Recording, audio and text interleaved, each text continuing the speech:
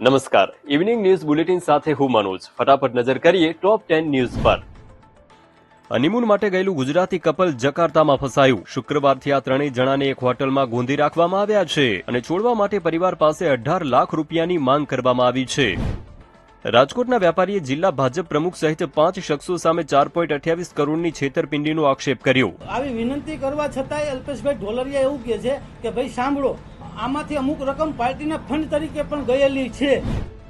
સુરતમાં 4 કૂતરાઓએ 5 વર્ષના બાળક પર જીવલેણ હુમલો કર્યો. કૂતરાઓએ બચકા ભરી બાળકનું માથું ફાડી નાખ્યું. ગંભીર હાલતમાં બાળકને સિવિલ હોસ્પિટલ ખસેડવામાં આવ્યો છે. કોંગ્રેસ પ્રમુખ અમિત ચાવડાએ ભાજપનું નામ લીધા વિના જ આક્ષેપો કર્યા. તેમણે કહ્યું, ત્યાં બહેનો ફરિયાદ કરતી હતી કે અહીંયા આગળ પીવાનું પાણી નથી મળતું, પણ દારૂ જોઈએ એટલો મળે છે. વડોદરામાં 2 કલાકથી એસઆઈઆરની લાઇનમાં ઉભેલો યુવક અચાનક જ ઢળી પડ્યો. લોહી લુહાણ હાલતમાં યુવકને સારવાર માટે હોસ્પિટલ ખસેડવામાં આવ્યો છે.